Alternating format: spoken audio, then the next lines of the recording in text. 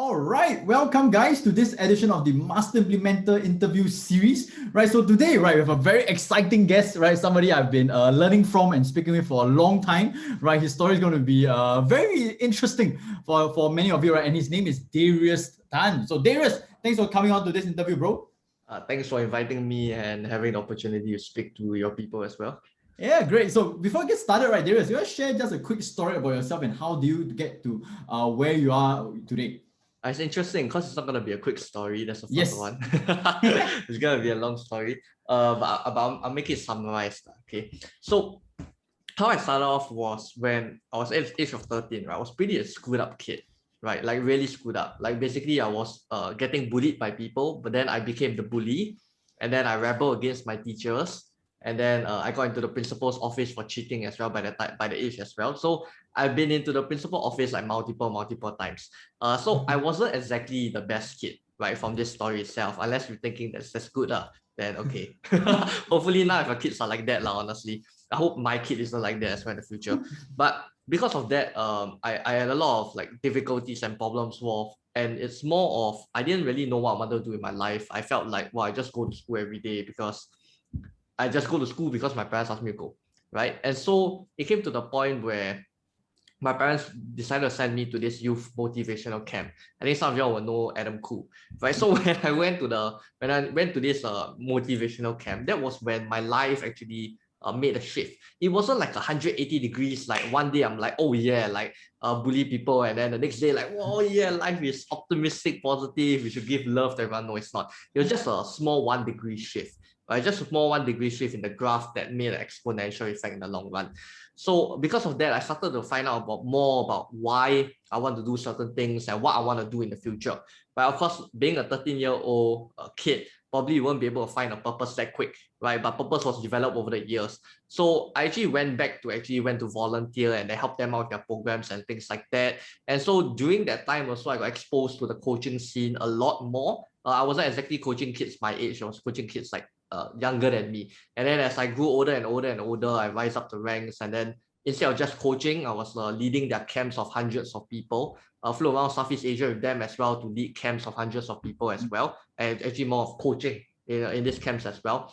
Also had the opportunity to actually train some of the events as well in their company. So if you're gonna say like, oh shit, this guy like has achieved a lot at a young age, and that's what you're gonna think, like this guy like, well, I was so young, really achieved a lot. Don't compare your journey to mine, because I would say it's a luck and opportunity.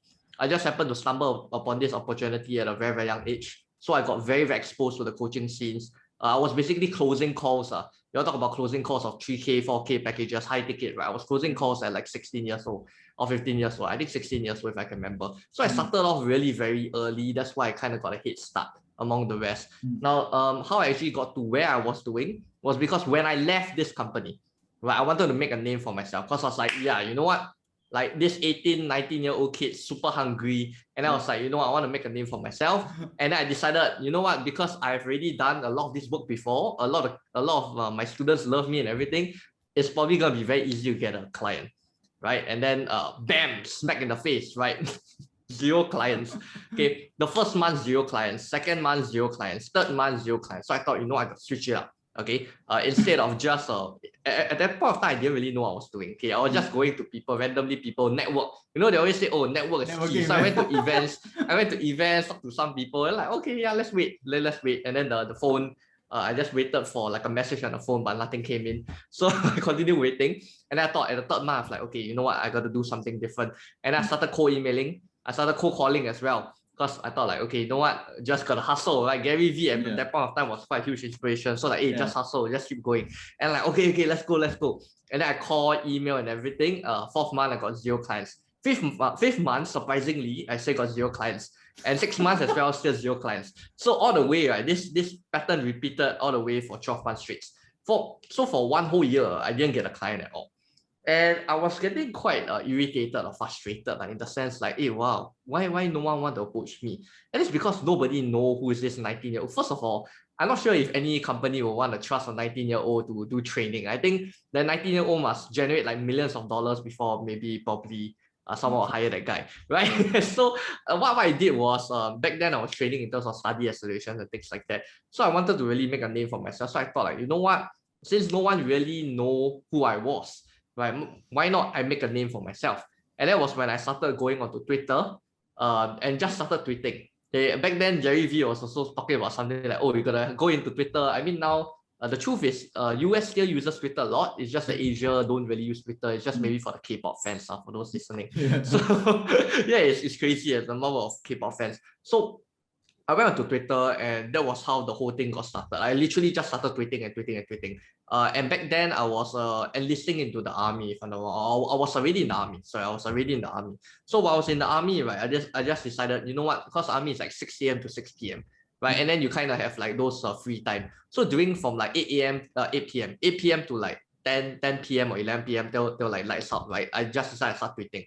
And I tweet and tweet and tweet and tweet, like literally just like schedule tweets in advance, like plan tweets in advance. You might be thinking, why in the what I'm tweeting? Like, I'm just tweeting like pseudo motivational quotes. You know, those kind of things like, oh, if you never plan, then you plan to fail. That kind of thing, right? Yeah. In order to conquer the island, you gotta burn the bridges. Well, you see, I can remember all these quotes because I keep tweeting the same thing again and again. I cannot. I think like the number of quotes that I've tweeted out is like thousands and thousands. You can just go on the Twitter account to check. So it's really very interesting. So from that, right, what I actually did was I started reaching out to people. And to me, back then, I wanted to be like a peak performance trainer because I looked up to like Adam Khoo, I look up to Tony Robbins as well. And so I really wanted to be a peak performance trainer. I thought like, you know what, this is something that I really want to share with others as well. And so I just started tweeting. I went out to check like on other people who basically post like negative tweets. Not negative like, oh, I hate this word. It's more of like a bit depressing kind of tweets. You'll be quite surprised with the number of people who are actually like facing a lot of mental not mental illness, but more of like mental anxiety. correct. Like anxiety and things like that. So I just started tweeting people, and then I start like chatting them in the DMs. Like literally, in a way, I was just coaching for free. It's more of like just texting and then just making sure they're all right and things like that. And so I tweeted and tweeted again and again and again, and somehow it just started gaining traction. So 1K became 3K, 5K, 10K, 20K, 30K, 40K, right? And then it grew and grew and grew. Right, my follower base just grew. And so I was like, damn, I'm on to something over here. So I thought like, hey, I'm kind of like a growth hacker, right? Sounds cool. I feel like, wow, my gift maybe it's not peak performance. Maybe my gift is being a growth hacker on social media. So I decided to hop onto Instagram. Okay, and then I tried, you know what? I'm gonna implement the same thing I learned on Twitter onto Instagram. Guess what? I flopped. I did really, really badly. So I went onto Instagram, and in 6 months, right, I posted 3 content every single day. I posted 3 content every single day for 6 months straight, and I thought, you know what? I'm gonna make a breakthrough because Gary V always says content is king, content is king. Just whack, just whack, just whack. Right, and so I just go and go. 3 content every day. Really, I'm not sure if any of y'all actually like post even 1 content a day. 3 content a day for 6 months. If you do the math, that's 540 content. Right, so 540 pieces of content. How much will you roughly expect to get? Maybe I don't know, 10K, 20K, 30K followers, maybe. Right, you probably don't want the number of followers to be less than the number of content pieces that you post. Yeah, right? very easy. Right, but I posted 540 content, right? I got 500 followers. So that means it's really bad. And so I thought to myself, oh shit, maybe I'm not exactly that good at this. Right. And then I think back to Twitter, right? In fact, when it was on Twitter, it wasn't that I was just very good. It was just because I persisted and I continued doing the same thing again and again and again. So I thought, you know, on Instagram, if I continue doing the same thing, it'll work. But obviously for the past 6 months, I've been doing the same thing, it didn't work. So if I do another 6 months of it, it'll probably be like 1,000 content with like 600 followers. I don't know. It's gonna be pretty bad. So I thought, you know, I gotta start learning from other people. So that's when I first entered into the whole world of like seminars and courses. And so I started buying a lot of courses and things like that. And through a lot of these courses, that was when I started to realize that these courses kind of gave me like a foundation. Or I'll say it helps me move from the stage 1 to stage 2, or stage 1 to 1.5, then 1.5 to 2. Right? So these courses got me a lot of information, a lot of knowledge and everything like that. But that was when I realized that courses and seminars will only just take you up a level, like one level. And when you really want to achieve an exponential result, that's when you gotta go and find mentors, you gotta go find coaches. And that's how you go from level 2, not just to level 3, you go from level 2 to level 10. Because whatever feedback that you're going to be getting is personalized. It's not like some mass course over there that's just telling you, okay, just do this A, just do this B, just do this C, even though maybe some of it doesn't work for you. And the truth was, I bought all these courses, right? I think I spent really a lot. Like till date, I spent like just on learning Instagram itself. I spent over $10,000 just to learn Instagram. Damn. Honestly, no one should ever spend that amount. It's a bit insane. Like, it's honestly insane. Spending better use on like other things, honestly. So I was just very obsessed on cracking this Instagram code again and again and again. Yeah. And so I just started learning from mentors, and that's when I followed some of the advice. Honest truth, all the courses out there, right? I would say 50% of the things didn't work for me. Honest truth. And so 50% didn't work, but the other 50% worked. I just doubled down on what worked, and then listened to some of the advice from my mentors, and then I started growing. And so we went from, I think, 0 to 100. I'll say 500 followers, not 0 followers, because it was 500. 500 followers to 100K in about 1 year plus around there. It almost hit about 1 year. So that was when I thought, hey, you know what? I'm a growth hacker because I'm going like crazy, right? And so we had another account that grew until 75K followers in also about a year plus or something. So we're like, hey, yo, you know what? I'm a growth hacker. But the sad truth is this. People might be thinking right now, right, that, hey, this guy like grow a lot of followers. Maybe I should go and learn from him how to grow followers. The truth is this. If you don't know how to sell, you don't have anything to sell, you don't have an offer, right? Basically, you got nothing to sell at all. Right? 100K followers, 200, by the way, I had like 250K followers then. 250K followers is not going to give you a living. This is what I call the book influencer. Right? Most people try to be influencer and like, oh yeah, I want to gain followers and everything. But the truth is, not all followers are the same. Yeah. Not all followers are the same. You can have like all the followers, but they're not interested in your in what you're selling. They're just interested in you. Then you have a huge problem because you got offer to sell, but then no one is interested in the offer. People just want to hear your story and hear more about you, right? And so that was a problem that I had, where I had like 250K followers. I was doing like affiliate marketing back then, just trying to start. I couldn't convert much. I really couldn't convert much because I had so much followers, but I didn't know how to sell. I didn't know how to do lead gen. I didn't know how to do all these basic kind of things. And the truth is, the lifeline of a business is marketing and sales, right? It's not growth hacking. And so I just keep thinking, hey, you know what, like just keep getting followers, because they say that followers will get you sales, right? It's a huge lie, honestly. It's a huge lie. Because I got a lot of followers, and then I'm thinking, okay, so where's my sales? They should be coming to me, right? But they didn't, because I didn't know how to market. I didn't know how to sell. The only thing I know how to do was to attract people come to me. And then after that, like, okay, what's next? What's next? It's like you go into a shop, and then you try to buy something, but then you realize there's nothing to buy. Then you ask yourself, okay, so what's next? Then you leave the store. So that's what happens. Right? It's like people come to the store and then realize there's nothing to be sold, and then they leave. Right? Or more like I couldn't sell anything and then they just leave. Right? So that was a huge problem that I really faced, and that was how I kind of realized that, you know what, growth hacking, sure, it's cool. It's cool to get a lot of followers. It's cool to get a lot of reach. Like, honestly, I always remember the day where from one post itself, we got 1 million reach just from one post itself. That was like, wow, shit. Like 17, 18-year-old me would be like, damn, I didn't see that coming anytime soon. But the truth is that if you don't know how to market, you do not sell, then you have a huge problem, because number of followers won't equate to any sales. So that was when I started to learn a lot more about marketing and sales side itself.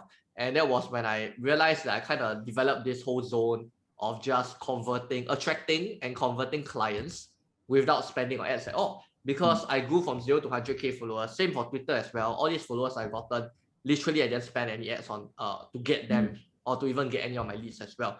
So that was when it all started, when I realized that, oh crap, actually I built everything, like in results also for clients and us in 6 figures, right?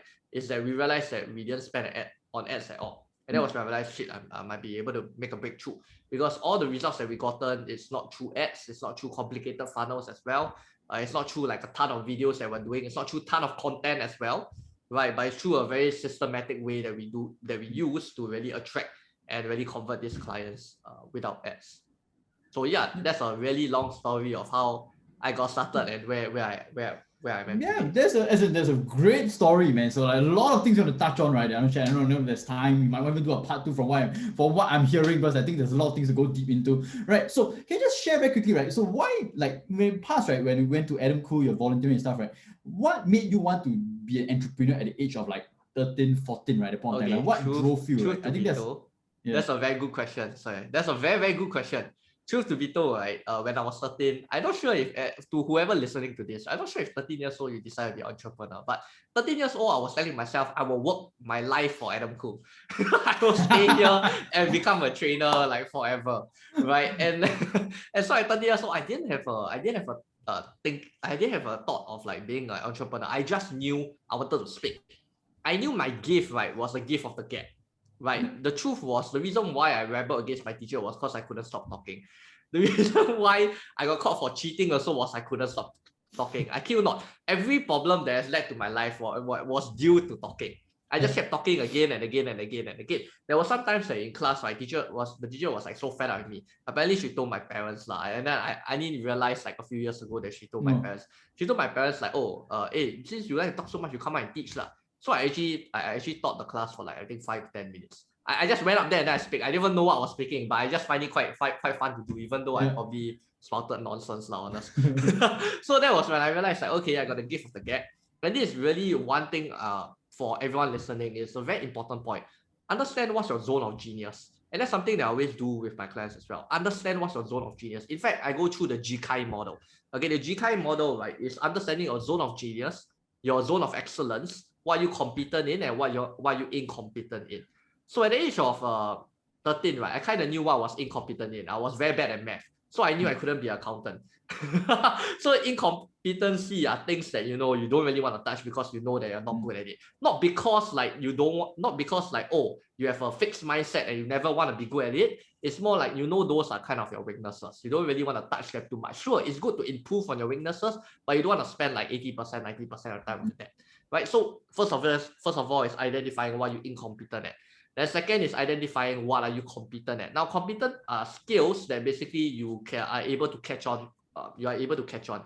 You are like in a way an average student or average skill compared to the rest. For example, one of my competent skills can be in terms of video editing. See, I'm not good at video editing, but I can do minor video editing, for example. Right, and then next is in terms of zone of excellence. Now, the thing is, people will be asking, so what's the difference between zone of excellence and genius? Now, zone of excellence are things that you learn really fast and things that you do better than others. However, zone of excellence aren't the thing that you necessarily enjoy, right? Because there are things that you can do very well in, but you maybe don't enjoy that much. For example, for me, I really, really enjoy podcasts. I really enjoy podcasts. I enjoy interviewing. I enjoy being interviewed as well, because I prepare for all my speeches and everything. So to me, I enjoy speaking. I think everyone kind of understand that already. So that it really falls into my zone of genius. Then how about zone of excellence then? Now, zone of excellence are things like preparing for the podcast, right? Things like what kind of questions am I going to be asking to my guests? Because I've interviewed people who from like New York Times bestseller to like Guinness World Record holders and things like that. And honestly, it takes me a crap ton of time to really research on all the questions, because I tend to read up all their books. Because especially all those New York Times best-selling authors, right? I'll read up the whole book, so I totally understand who's the guest that's coming onto my show, and then I can ask them the best question for my audience as well. That's really what I believe is the best possible scenario for my audience to learn. Okay, and I really, really am good at that, but do I really enjoy doing that? No, I don't really enjoy, because honestly, it takes up way too much of my time. It'll take me like one day, probably one full day, to really research all the articles that they have written on, all the videos that have appeared on, all the other podcasts that have been on, so I can ask unique questions and different questions that separate the learnings from other podcasts as well.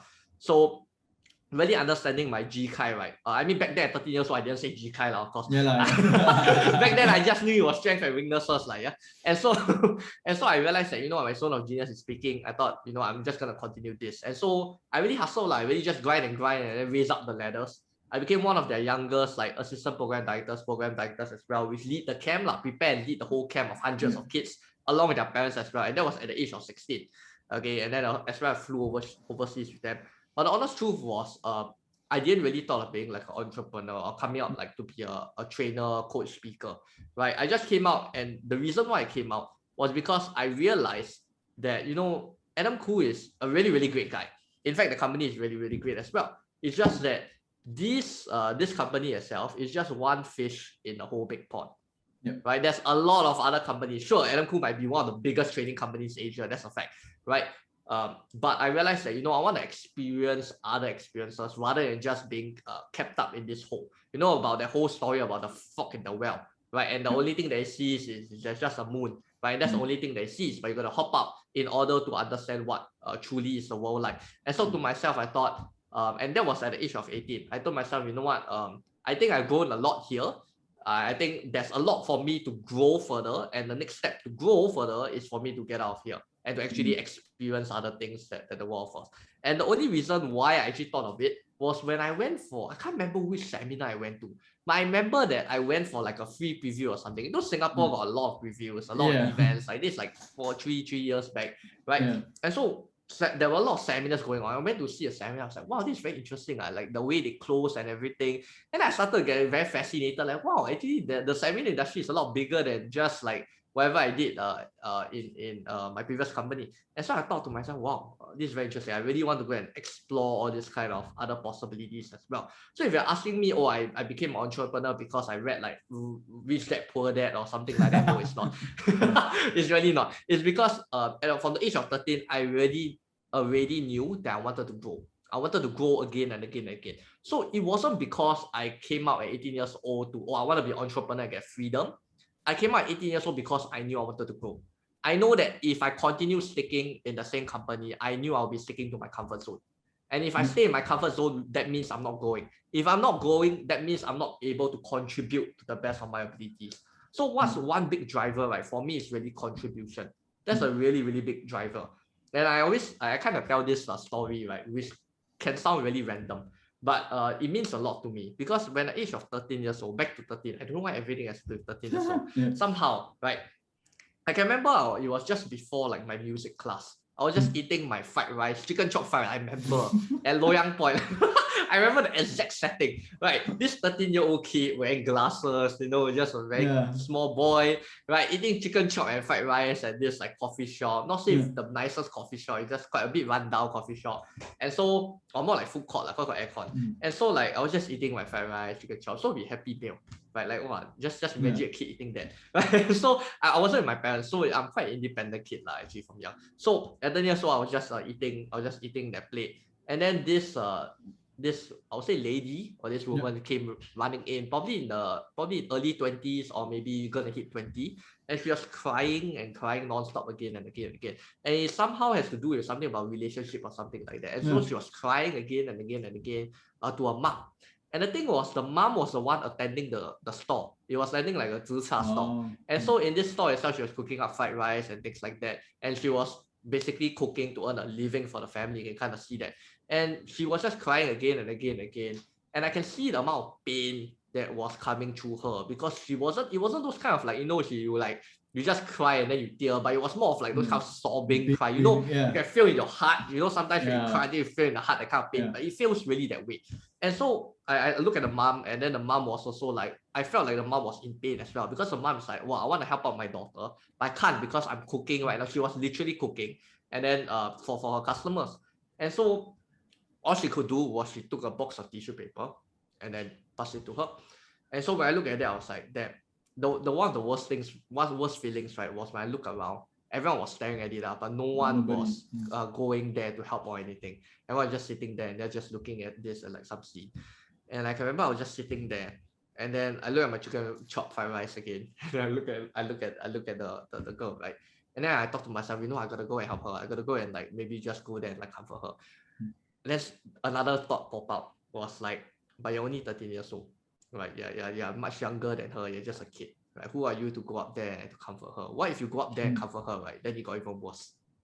What if it got even worse? And if it got even worse, then it's terrible, right? And so that's why I realized that, wow, I'm really in this like moment of just struggling between my thoughts. Should I go and help or should I not? I had a lot of what if. But a lot of the biggest fears in our life has to do with our what ifs. Whenever we come out with what if question again and again and again, that's when we start to move out from action. Right? That's when we start to stem out from fear. And so I thought to myself, I think at the end of the day, I couldn't do anything.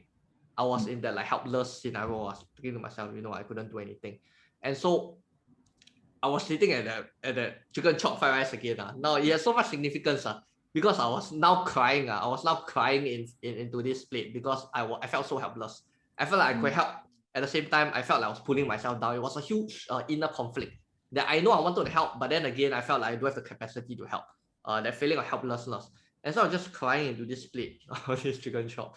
And then now there's another scene because people around were like, why this boy like first of all, like why is this boy suddenly just tearing? It's not that I was crying like sobbing, but I was like tearing into this. It was quite visible that I was tearing. I was trying to hold back the tears. I was like, wow, this like the worst plate of like I really love chicken chop, by the way. And this was the worst plate of chicken chop fried rice I ever had. Like I really felt so like useless or helpless at that point of time. And so when I step out from that food court, right, that was the day where I told myself, you know what? I want to make sure that I empower myself and I continue growing and growing my capacity no matter what my age is. I told myself at that point of time that, you know what, no matter what my age is, I want to make sure that I can grow in terms of my skills and capacity so that whenever this happens, I can help them. And that's why I was so fascinated with peak performance as well. Because I know when there's an opportunity to help, I always want to be there to help. I don't want to have another scene where I feel like freaking helpless and I'm not able to help. See, people always think like, oh, Darius probably has like a greater purpose of like changing the world and things like. No, it's not. It's more of like I knew because back then I knew I could help, but I couldn't, and that was something that continued to run me again and again and again and again. And so I just knew that I wanted to continue growing again and again and again. And so that was where I started to read books. Right, first one of my first few books also was Mindset by Carol Dweck. Right, extremely great book. Growth Mindset, Fixed Mindset. But another book that I recently read, I interviewed the host, the guest, is by Ryan Gottfredson. This is a very good book as well. It's called Success Mindsets. Now it sounds very cliche, the book, but it's a Wall Street Journal, Wall Street Journal best-selling book.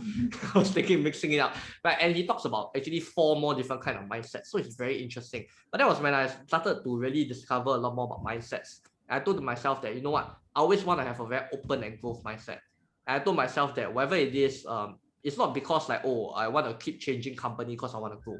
I just want to make sure I find a place where I constantly push myself out of the comfort zone again and again and again. Because the more uncomfortable it is, then the more I'll grow.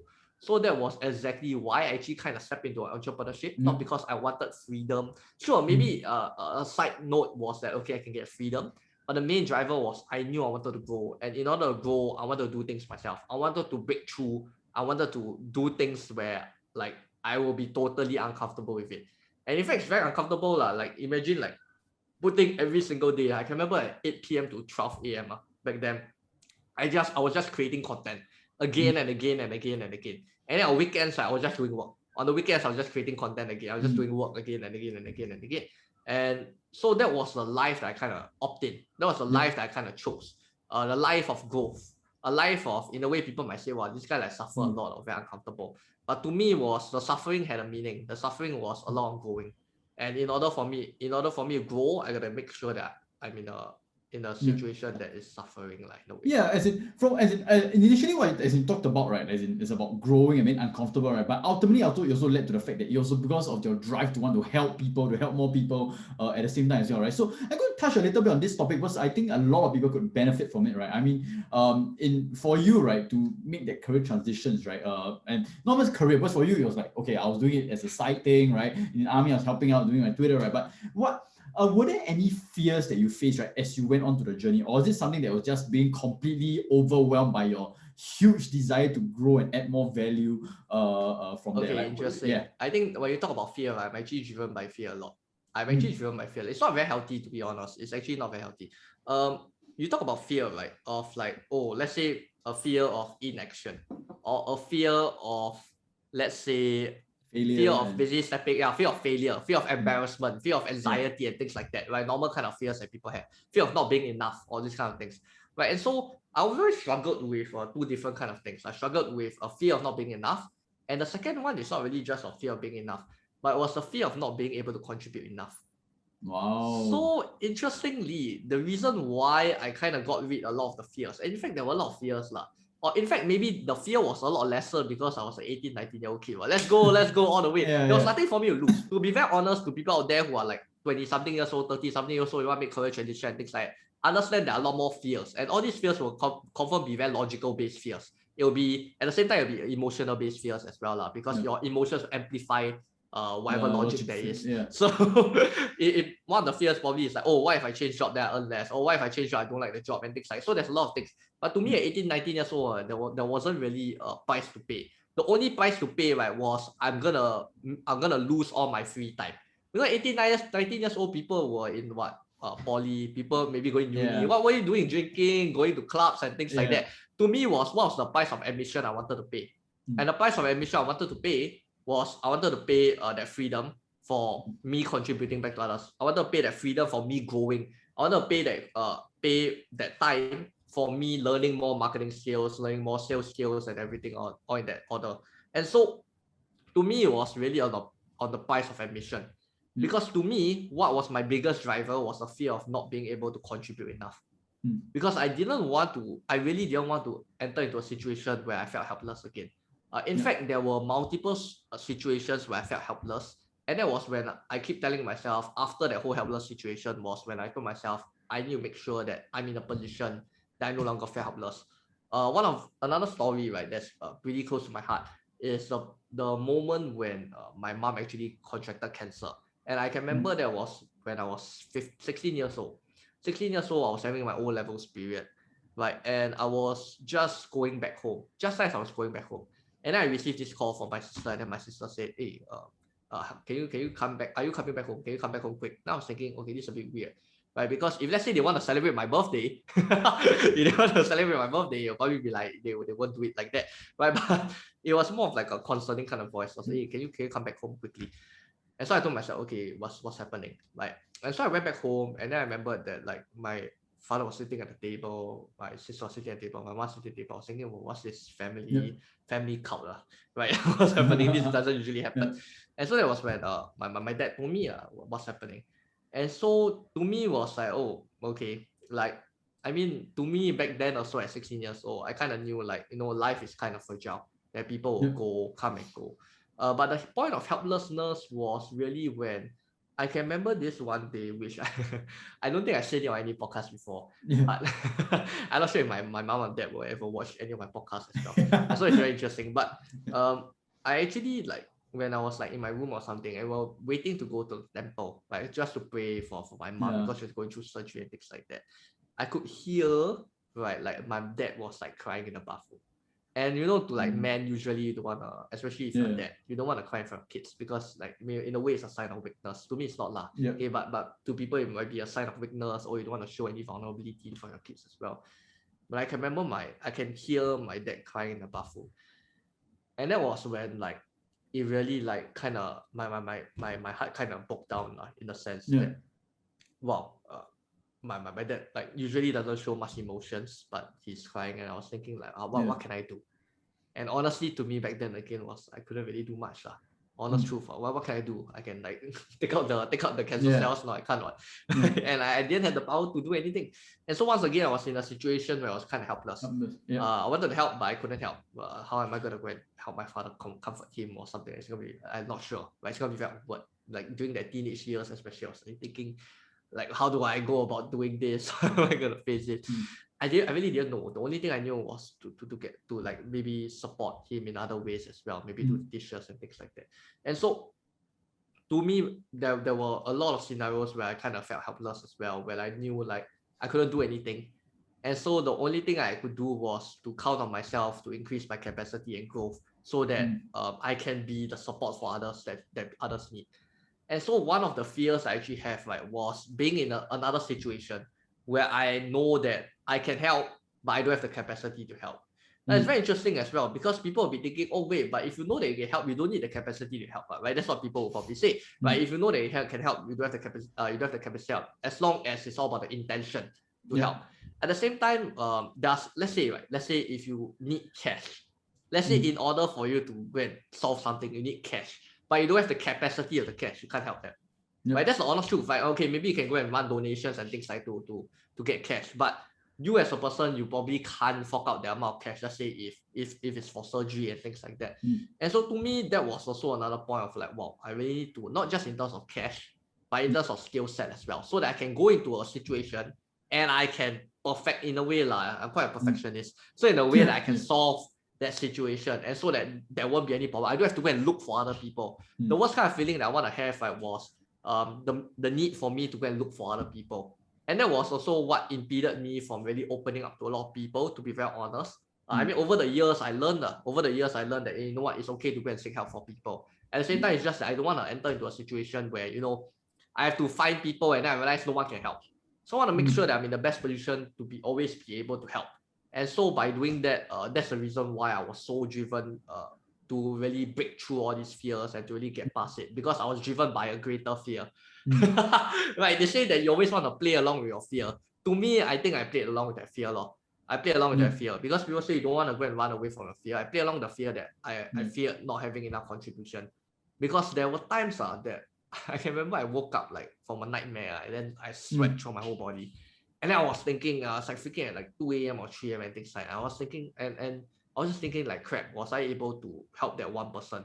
And usually it was like some nightmare or something like, helping some person like falling from a building. This kind of nightmare where it's pretty absurd, right? Absurd. And so I was just dreaming all these nightmares. Right? I was like, crap, was I able to help that person? Was I able to help that depressed person? Was I able to help this? Was I able to help that? And to me, that was like really when I realized, okay, I think I need a change, because if I keep having this, and it wasn't like a daily nightmare, I thought it would be really quite crazy. So it was like a once in a while kind of thing, once every few months and things like that. So I thought, you know what, I think I got to change the approach that I go with this, because the truth is that was when I realized as well, and when I started coaching others as well.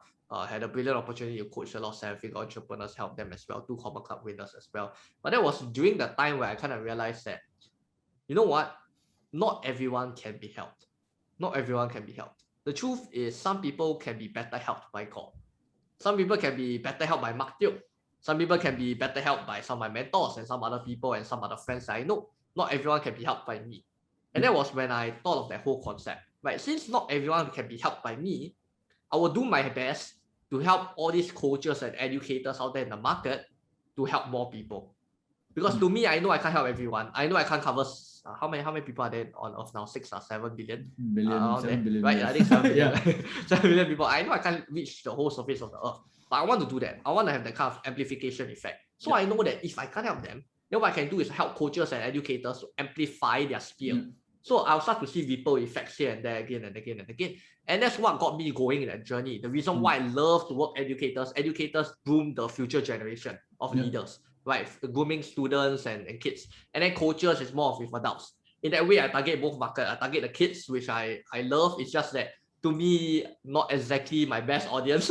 Not exactly my best audience, because I spend so much time in the industry until I kind of realized I'm not really suited for the industry. And then along with adults as well who want to kind of change their lives. And so that's when I realized I got to target coaches, got to target educators, help them amplify their impact, get more clients in as well so they can change their lives. And that was how I actually got myself going as well, and realizing that whole ripple effect. So if you want to know why I got through all the fears, it's always knowing that whatever I do creates a ripple effect. And it's not just creating a ripple effect that comes first. It's more of, am I able to contribute or not? My biggest worry, right, is at the end of the day when I die. Let's say if I even die tomorrow, right? Touch wood. But if I die tomorrow, right, I will ask myself, did I contribute enough or not? And if I end the day, right, not knowing that I contributed enough, then that was when I feel like shit. Tomorrow I gotta go through it again.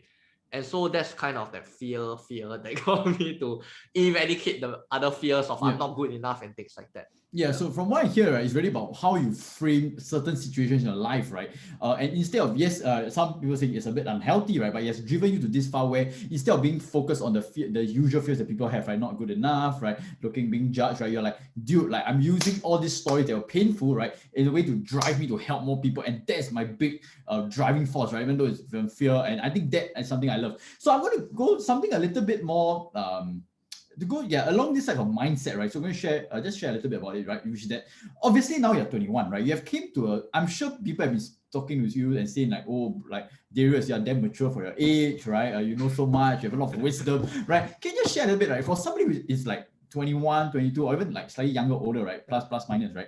How did you cultivate that level of self-awareness or that maturity or the experiences, right? And how would you like advise the average or the general individual, right, that's along your age to actually cultivate a little bit more of that? Because I'm sure you would agree, right, that people could do with a little bit more experience, a bit more wisdom, a bit more maturity, or even self-awareness at age. Like, what would you recommend, or what you like advise, right, people of similar ages and they want to do a bit more in their lives to cultivate those And that's a very characteristics? good question, Mark. I feel like the kind of questions you ask are very interesting as well, because I've been on to like multiple podcasts, but no one really asked me that question as well. So I think that's a very, very good question. At the same time, it was to buy time for me to think of what's the pointers to come out. It's sharp, bro.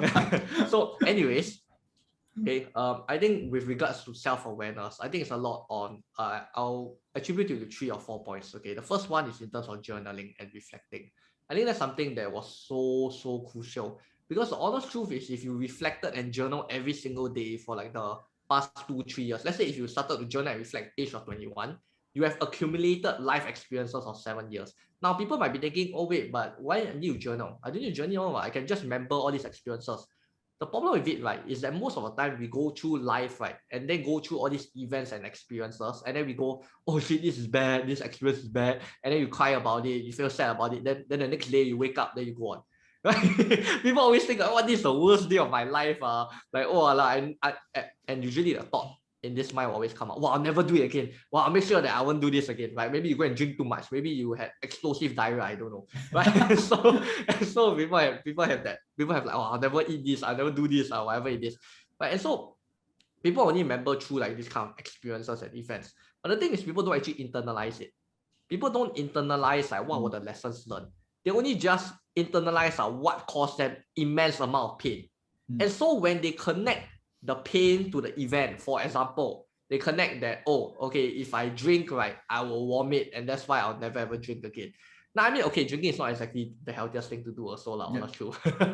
But the thing is, if you have that frame in mind, you make the connection to the event, then you'll never ever want to drink again. But I mean, which is kind of healthy, to be honest. So let's use a different example, because I realize that's not exactly a very good example. So maybe another example is like, okay, in terms of speaking on stage, right? Because I flopped one time, and I thought to myself, okay, maybe that's a weakness in me. I realized I'm not good at speaking on stage, and that's the honest truth for me. The reason why I bring out the example was when I first spoke, right? I flopped so badly, right, that it's quite embarrassing. Like the one of the participants wanted to go home, Like, it was that bad. And like, can you imagine you are training in front of the whole room, and then like when someone say like, wow, this is damn boring. Like, I mean, kids are savage lah. Kids are savage lah. But honest truth, and that's halfway through the training. Can you imagine? Like, to me, I was just like wrestling with my feelings and like controlling my emotions. Like, okay, I know it sucks. I know it hurts. Like, to just hear from like this person like immediately straight in my face, right? But I gotta suck it up and continue on, right? And so sometimes people create that meaning. Okay, you know what? Maybe speaking isn't for me. Maybe they start to realize, oh, you know, speaking isn't for me. Speaking is a weakness. To be honest, am I a very good speaker? I'm not exactly a very good speaker. I can talk very well, but speaking is a different thing. Speaking is like you need to prepare your speech. You need to rehearse again and again and again and again. I'm not exactly really the best speaker in terms of talent wise, but it's something that I had to grind again and again and again. I had to continuously, I can remember I stand in front of the mirror because my mentor tell me, let's stand in front of the mirror and then repeat the whole script 10 times. And it was just for a preview, okay? Just for a preview of like 10 minutes. I had to like not waste lah. I had to use a few hours just to stand in front of my mirror and then repeat the same thing again and again and again. And during the preview itself, I still flopped. Even though I practice again and again, I still flop. And that's the truth. People have to understand that even if you practice and practice and practice again, the result, right, of whatever it is, let's say the result that is you flop, right, does not really tie back into the practice. That's the truth. To me, right, I think it's something that I learned from Seth Godin, which I think is very, very powerful. I feel like the practice, right, is the result itself. The practice is the result. Yeah, sure. Sometimes you practice really, really a lot, like me. I practice in front of the mirror. I still flop in the 5 to 10 minutes introduction pitch only, and I still flop. I still flop. Right. But if you're too attached, right, into the outcome, you're too attached to like say, oh, okay, because of that, I realized that I'm not good at speaking. Because of that, I realized that that's my weakness.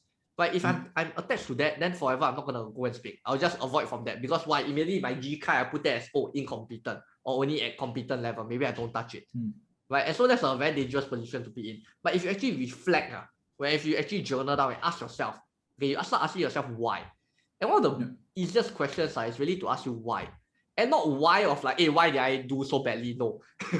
Be very careful with how you phrase out your questions as well. Because when you phrase out as negative questions, then what you get is negative answers. Example, why am I so bad? Oh, it's because I don't have talent. Or it's because I didn't practice with gusto or whatever it is, even though I did. You'll start to find faults that aren't even there. Do you realize when you start to find negatives, honestly, finding negatives are the easiest things to do. If I ask you, right, hey, Mark, what do you think, what's something you don't like about your partner? Okay, I don't say on the podcast. but you can immediately in your mind, you think of something like, okay, but we're not going to say. Okay? Maybe 101 things, so I'm just joking. So the truth is very easy to find negatives. But the kind of question you want to ask yourself is like, why is it that when I did this, I got something like that? Or ask yourself like, how can I actually improve it? Right? One of the easiest ways to ask yourself, how can I improve it? But I like to ask why questions. Now, why questions are very tricky because the easiest way to reframe a very negative question to a positive question is by asking how. How can I improve? How can I be better at speaking? How can I make sure that I don't trip on my words? How can I make sure I don't say during the training itself? Right? And we have so many of these questions of how can I improve? How can I? But I really love the kind of questions of why. Where I start to ask myself, why is it at that point of time, right, that I actually tripped, even though during practice itself, I didn't trip? And so I ask myself, right, is it because of the state that I was in? Did I prepare myself well enough that when I'm on stage, I'm emotionally prepared to go on stage and speak? Right? And so that was when I kind of figured out that, the reason why actually was I tripped on my words was because I was nervous. I was thinking of the script in my mind. And so you think I wouldn't have actually gone into that whole learning and reflection if I didn't process out the question of why. Why is it at that point of time I actually tripped on my words, even though during practice I didn't? Right. And so that was when I really nailed down on like what were the key learnings. I mean, another way also, like what I say, you can ask yourself how.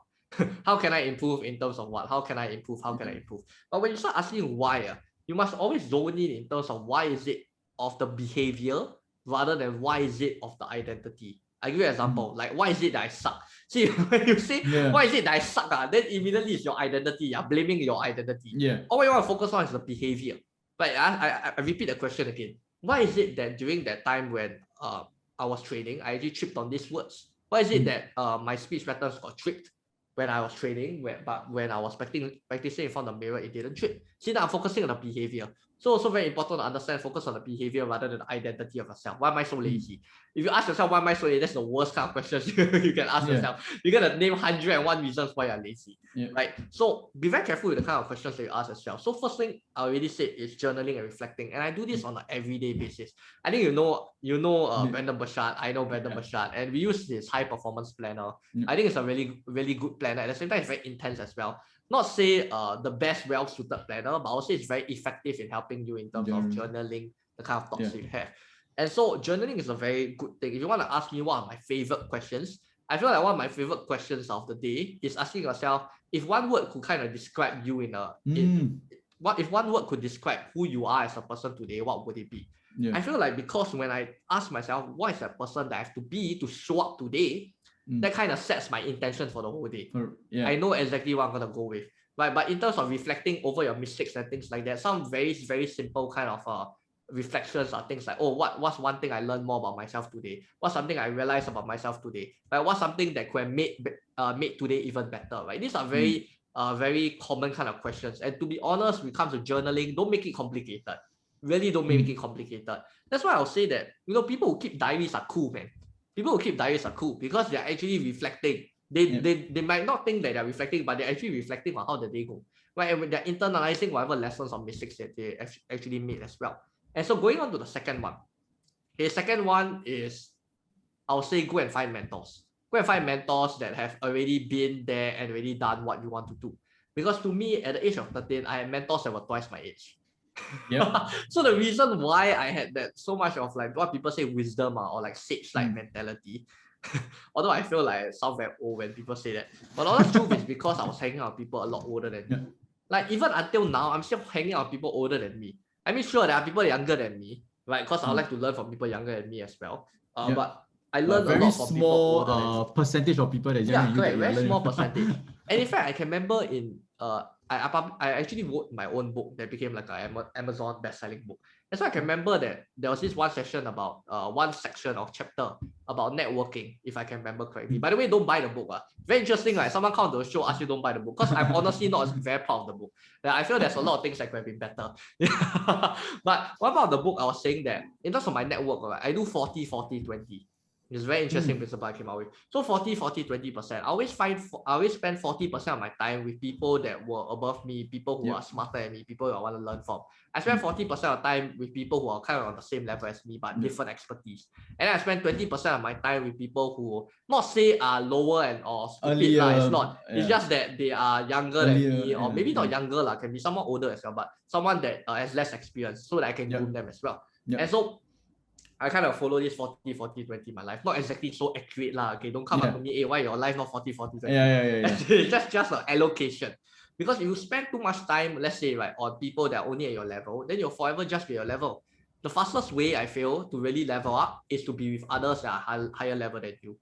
So when I'm like, let's say at level 1 and I'm hanging out with people at level 10, these people in the coaching industry, some of these people are like managers in like hotels before, and then they are also coaches. Like I hang out with these people are like, wow, they really got the jobs and everything. That was kind of how I got exposed to the world as well. Because I was learning from people older than me who are already had careers, already had things that they actually wanted to do and what they were doing in their jobs. And from the experience, I also learned. I learned like, oh, okay, this is what they do as a hotel manager. Oh, this is what they do in hospitality, whatever it is.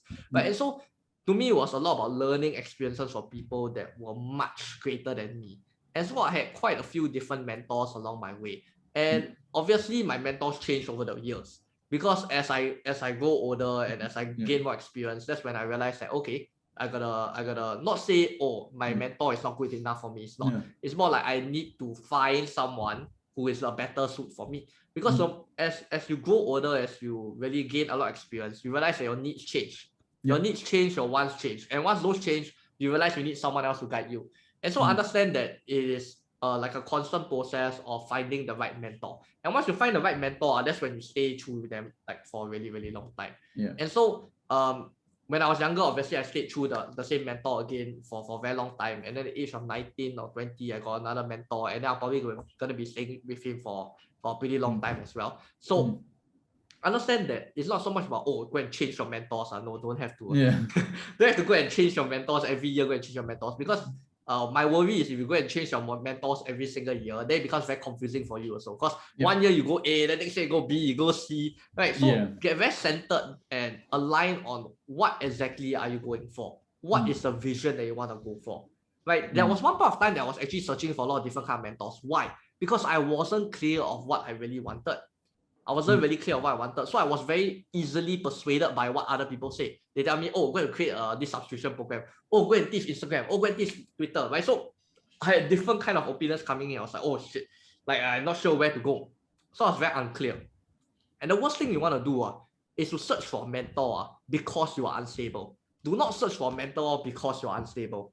Okay, because if you search for a mentor because when you're unstable, then you become even more unstable. Because most of the time, right, most likely is your mentor is gonna tell you something, then you're gonna go, okay, I gotta do this, right? And you realize that okay, your whatever your mentor says is good, or whatever your coach says is good, right? But then you get easily distracted by the things around you, and when you get very easily distracted by the things around you, then it's very hard to focus on the path that you're supposed to go. So understand that, get yourself centered, get yourself aligned, and understand what it is that you really want. When you know what you really want, that is when the right mentor comes to you.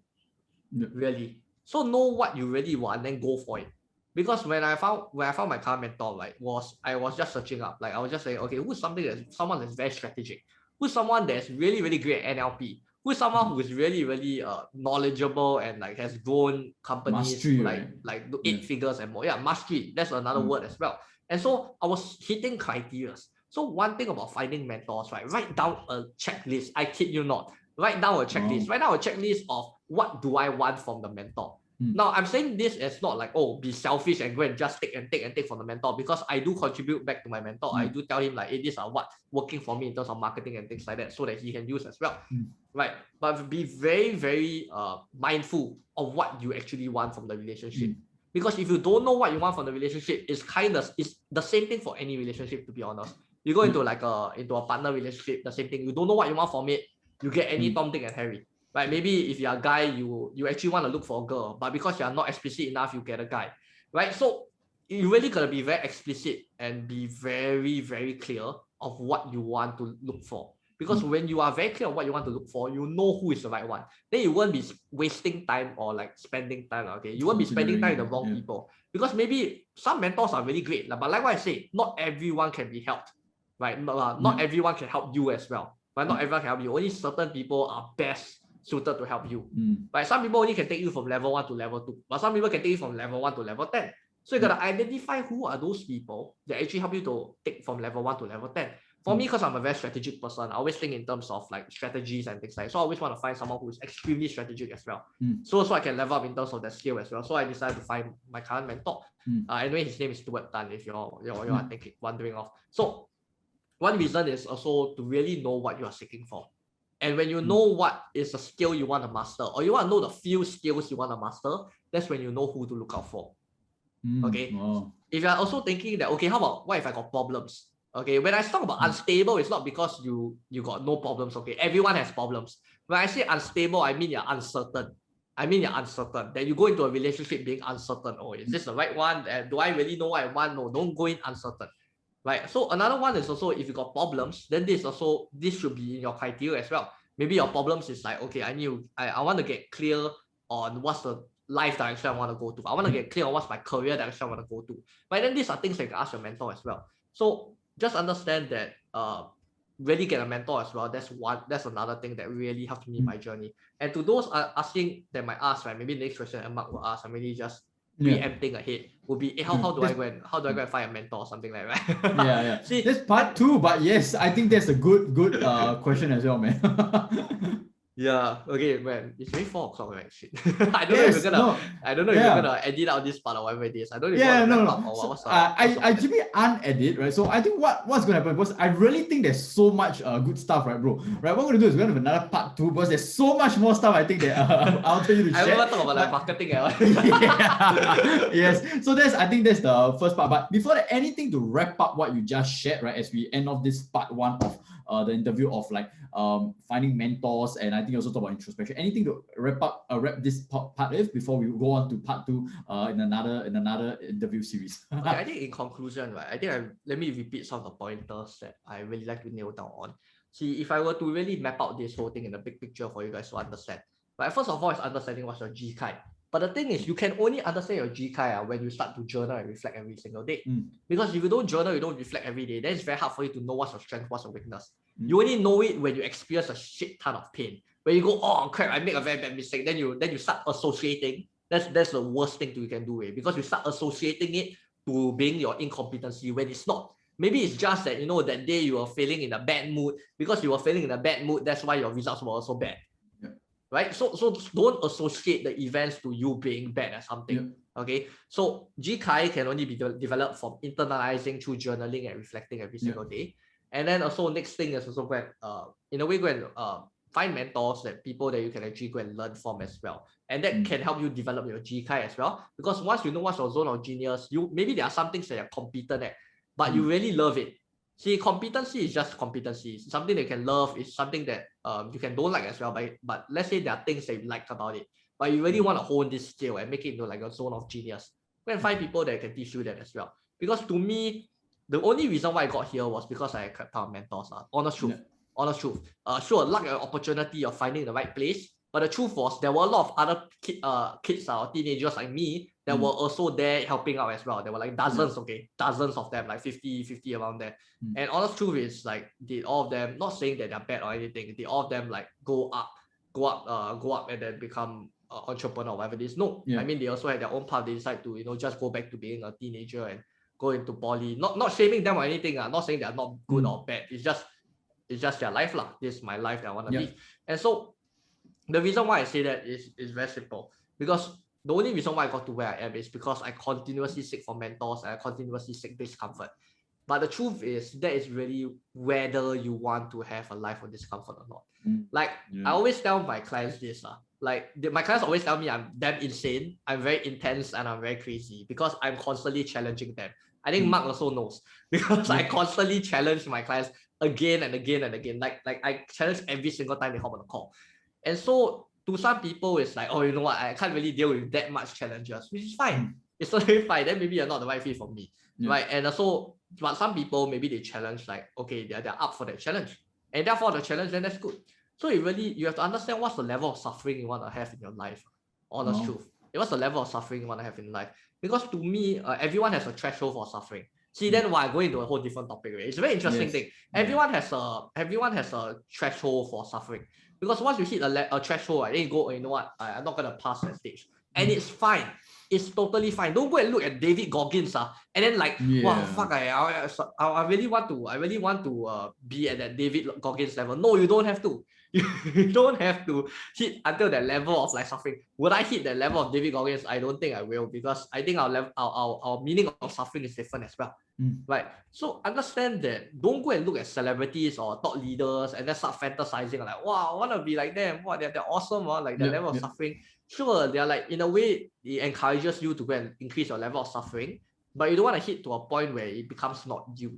Where you start to realize like, actually, it's not the life I want. I know I want suffering, but I don't want it until so much. Because if you have too much, then you start to burn out. That's when you start to burn out. You start to feel like, wow, this is not for me. You start to get into this whole negative loop, and it starts to become a slippery slope, right? So understand the kind of level of suffering that you want as well. And once you know that you hit the level of suffering, right, and then just make sure that if you want to increase, let's say you know your threshold and you want to increase your threshold. I mean, good for you if you want to do that. But if you want to increase your threshold, then that's when you know that you have to constantly get out of the comfort zone. But I always understand that there is a balance between going out of the comfort zone and being in the comfort zone. Because the honest truth is not every single day I go out of my comfort zone. It's a bit crazy to be sustaining at that level again and again and again. Because if you're forever in an uncomfortable zone, it can burn you out very, very fast. So understand what's the level of suffering you're at now. You want to increase the threshold, then know how many times a week that you want to do your uncomfortable thing. So for me, right, what's good, right, is to actually set up like how many times you want to get out of your comfort zone in this week. And when I talk about how many times, actually set up action items that will get you out of your comfort zone. For example, this week I want to run 5 km. This week I want to run 6 km. But it just have to be this one thing. It just have to be this one thing in order to train your threshold of suffering.